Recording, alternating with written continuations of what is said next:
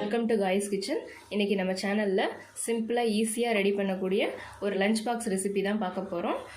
அது என்னென்னா onion rice. ரொம்ப சிம்பிளாக ஈஸியாக ஒரு 10 நிமிஷத்தில் ரெடி பண்ணி கொடுத்துடலாம். ஸ்கூல் போகிறவங்களுக்கு, காலையில் ஆஃபீஸ் போகிறவங்களுக்குலாம் ஈஸியாக 10 நிமிஷத்தில் ரெடி பண்ணக்கூடிய ஒரு லஞ்ச் பாக்ஸ் ரெசிபி.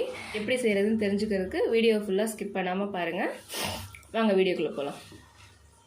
பேன் நல்லா சூடாயிருச்சு. இதில் ஒரு 2 டேபிள் ஸ்பூன் எண்ணெய் சேர்த்துக்கலாம். எண்ணெய் நல்லா சூடானதும் ஒரு 1/2 டீஸ்பூன் சீரகம், மீடியம் சைஸில் 3 பெரிய வெங்காயம் எடுத்து இப்படி நைஸாக கட் பண்ணி வச்சுருக்கேன், அதையும் சேர்த்துக்கலாம். கூடவே ஒரு கொத்து கருவேப்பிலை. வெங்காயம் சீக்கிரம் வதங்கிறதுக்கு தேவையான அளவு உப்பு சேர்த்துக்கலாம்.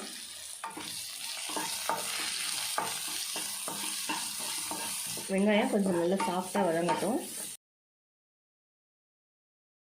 வெங்காயம் நல்லா சாஃப்டாக வதங்கினதும் ஒரு 1/2 டேபிள் ஸ்பூன் இஞ்சி பூண்டு பேஸ்ட் சேர்த்துக்கலாம்.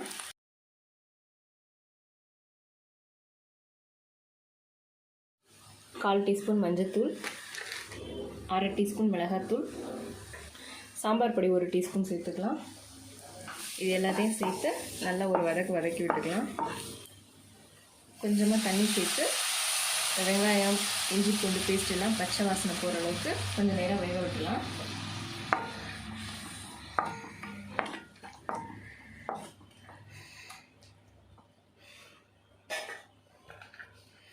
நல்லா ஸ்டவ்வை ஃபுல்லாக சிம்மில் வச்சுட்டு ஒரு மூடி போட்டு வச்சிடலாம்.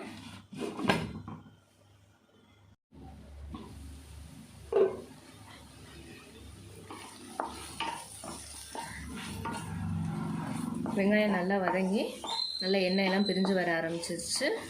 அதில் தண்ணியெல்லாம் நல்லா வற்றி எண்ணெய் பிரிஞ்சு வந்துருச்சு.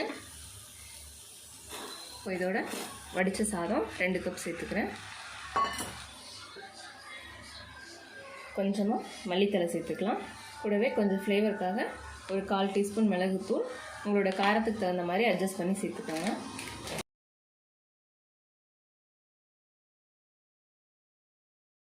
சாதத்தை இந்த மசாலாவோட நல்லா எல்லா பக்கமும் கலந்து விட்டுக்கலாம்.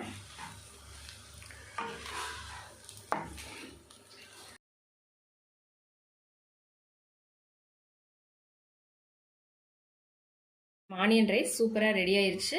நீங்களும் இந்த ரெசிபியை ட்ரை பண்ணி பாருங்கள். ட்ரை பண்ணி பார்த்துட்டு எப்படி இருந்துச்சுன்னு கமெண்ட்ஸில் சொல்லுங்கள். இந்த